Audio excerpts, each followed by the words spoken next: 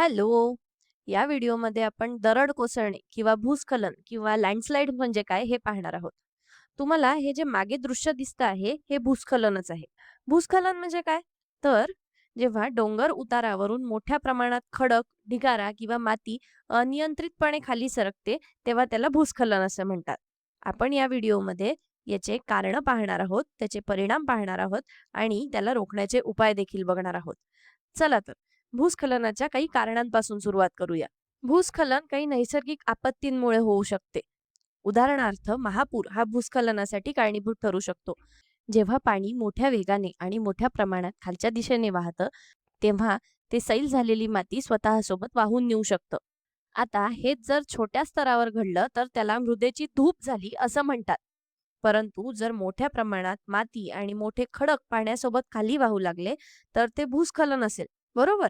दुसरं म्हणजे सुनामी. तुम्हाला आठवतं ना सुनामी म्हणजे काय? त्सुनामी म्हणजे महासागराच्या तळाशी झालेल्या भूकंपामुळे निर्माण झालेली समुद्रातील एक प्रचंड मोठी लाट. आणि अशा या प्रचंड लाटा मोठ्या वेगाने येतात आणि भूस्खलनास कारणीभूत ठरू शकतात. भूकंप हे भूस्खलनाचं एक खूप मोठं कारण आहे. जेव्हा डोंगराळ भागात भूकंप होतो, तेव्हा सैल झालेली माती खाली सरकू लागते. भूकंपामुळे पडलेल्या इमारती खाली येऊ शकतात आणि या सगळ्या गोष्टींचा एक मोठा ढिगारा किंवा काही खडक आणि माती उतारावरून खाली आल्याने मोठा विनाश होऊ शकतो. ही भूस्खलनाची काही नैसर्गिक कारणं होती. आता काही मानवनिर्मित कारणांची चर्चा करूया. बांधकाम हे भूस्खलनाचं आणखीन एक मुख्य कारण आहे. आता हा रस्ता बघा काय. हा रस्ता जर बांधला गेला नसता, तर तुम्हाला इथे एक हिरवागार उतार दिसला असता, बरोबर? परंतु आपण इथली काही हिरवळ काढून हा रस्ता बनवलेला आहे आणि त्यामुळे इथे एक कोरडा भाग निर्माण झालेला आहे. आणि हा उतार असल्यामुळे तुम्हाला हे लक्षात येईल की इथे भूस्खलन होण्याची खूप जास्त शक्यता आहे. कारण तिथली माती सैल आहे, खडक सैल आहे आणि ते उतारावरून खाली गडगडत येऊ शकतात. आणि यामुळे या रस्त्याचे तसेच या पूर्ण डोंगराळ भागाचे देखील नुकसान होऊ शकते. आणि म्हणूनच विविध प्रकारचे बांधकाम भूस्खलनासाठी कारणीभूत ठरू शकतं. दुसरं म्हणजे वृक्षतोड किंवा जंगलतोड हे भूस्खलनाचं सगळ्यात मोठं कारण आहे.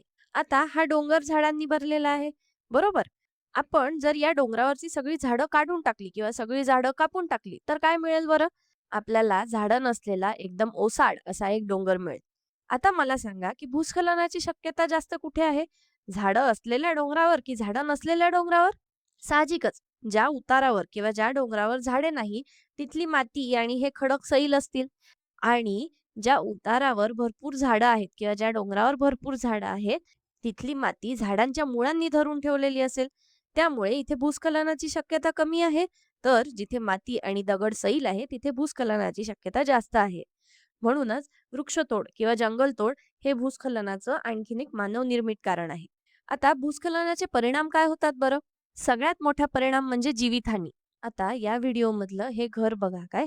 भूस्खलनामुळे हे संपूर्णपणे नष्ट झालेलं आहे. जर कोणी या घराच्या आतमध्ये असेल, तर त्याचा जीव जाण्याची मोठी शक्यता आहे आणि हे खूपच दुर्दैवी आहे. बरोबर? भूस्खलनामुळे जीवितहानीसोबत मालमत्ता हानी देखील होते. उदाहरणार्थ हे चित्र पहा. हे एका घराचं चित्र आहे, जे पूर्णपणे एका बाजूला झुकलेलं आहे. भूस्खलनामुळे हे संपूर्ण घर कोसळलेलं आहे. खिडक्या पहा, त्या सगळ्या एका बाजूला उघडलेल्या आहेत. त्यामुळे जीवितहानीसोबतच मालमत्ता हानी हा देखील भूस्खलनाचा एक मोठा परिणाम आहे आणि याचमुळे आर्थिक नुकसान देखील होणं सामान्य आहे. भूस्खलनाचा तिसरा परिणाम म्हणजे वाहतूक विस्कळीत होणे. उदाहरणार्थ हा रस्ता बघा काय. इथे भूस्खलन झालेलं आहे. त्यामुळे हा संपूर्ण रस्ताच नष्ट झालेला आहे. जर असं काही घडलं, तर तुम्हाला काय वाटतं काय समस्या होतील?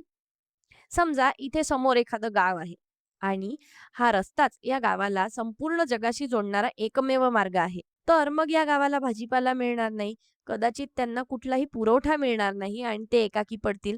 लोकांना चालत जाऊन त्यांच्यापर्यंत अन्न आणि जीवनावश्यक वस्तू पोचवाव्या लागतील. कधी-कधी अशाही समस्या येऊ शकतात, जसं की इथे भूस्खलन झालेलं आहे आणि हा रस्ता अडवला गेला आहे. बरोबर? आता ही इथली वाहनं मागेही जाऊ शकत नाही किंवा पुढेही जाऊ शकत नाही. कारण हा एकच रस्ता आहे. समजा इथे रुग्णवाहिकेत कोणी असेल आणि त्यांना त्वरित वैद्यकीय मदतीची गरज असेल तर काय होईल? ते वेळेवर रुग्णालयात पोहोचू शकणार नाही, बरोबर? आणि हे खूपच गंभीर असू शकते, नाही का?